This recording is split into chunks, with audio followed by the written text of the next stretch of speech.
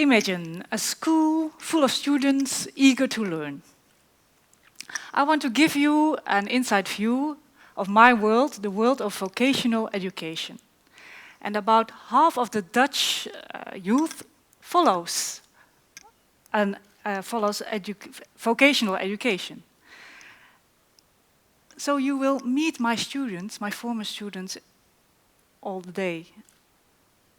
I mean, your heating engineer is a former student of mine, and your store staff is a former student, maybe your hairdresser or the teacher, the dance instructor of your kids is a former student. And we teach them, we prepare them for a job, and we teach them coping strategies for society. And earlier this year, I saw a movie, a documentary-style movie. It's called Chimpanzee. And it's about a group of chimps with one chimp in it, a little Oscar. He's 1 year old, and he lost his mother. But he was taught all kinds of skills by an alpha male. That's little Oscar. And the alpha male taught him, for example, how to crack nuts. So Oscar survived.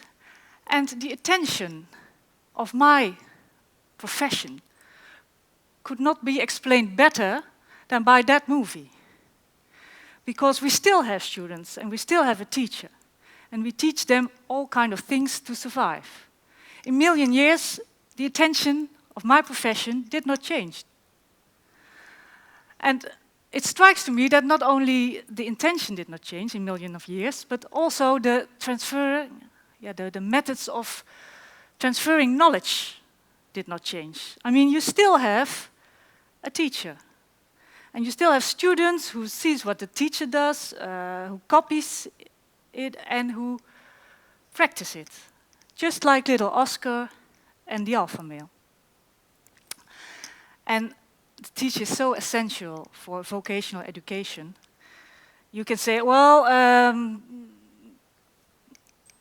you can tell the students to sit in front of the computer all day. You can say, follow the lectures at home. You can use the newest technology in your lessons. But they don't want to sit in front of the computer all day. They want a teacher, a role model, who stimulates them, who motivates them. That's important. And they want to learn with each other, in a group, just like little Oscar. So, when I think education is cannot always be fun. When I think of my students, my adolescents, they're not grown up yet.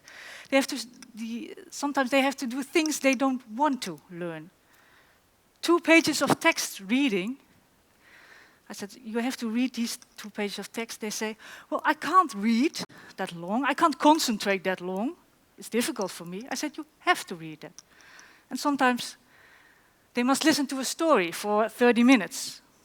And then they say, well, I can't do that without comments. I said, you have to listen.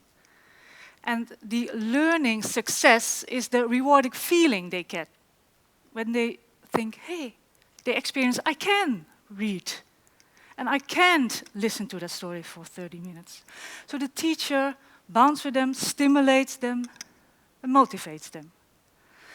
And of course, adolescents change jobs very often, and the profession is changing, the contents of the profession is changing. So it's not about what we learn them, but it's more about their learning attitude. We must teach them a learning attitude, an active learning attitude, and an entrepreneurial attitude, a flexible attitude. And last year I was in Cambridge, and I met a Nigerian colleague. And he said, oh, I want to do a job exchange with you. I said, oh, nice. And he told me, we exchanged information. And our jobs here in Africa, and my job here in Ede, seems to be equal. Both students, both teacher, both classrooms, both students who are eager to learn because they want to get a diploma. And he said, well, you found my closet in my classroom, and They have binders, shelves with binders. There are 2 binders. You will find a binder with the title Exams, and you will find a binder with the title Learning Materials. I said, okay. I have a closet too in my classroom. But there are not 2 binders in it. No, 30 binders. 30? He said, yes. I said, well, we created a whole world of systems around the actual teaching.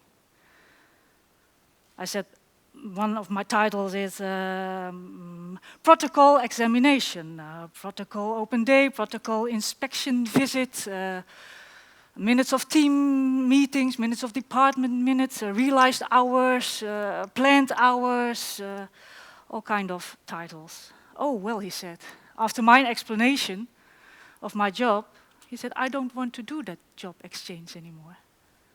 Okay. He said, yeah, I want to focus on actual teaching. Okay. Well, that was the end of my African adventure. It didn't even started yet, unfortunately. And I want to conclude my talk with a recap. First of all, I would emphasize that the vocational education needs a teacher who can bounce with the adolescents. Because the adolescent is not an adult yet. That's the most important thing. And second of all, I want to emphasize the fact that we have to focus less on the world of system we create around actual teaching and focus more on the real thing, the real teaching. Okay. Thank you for your attention.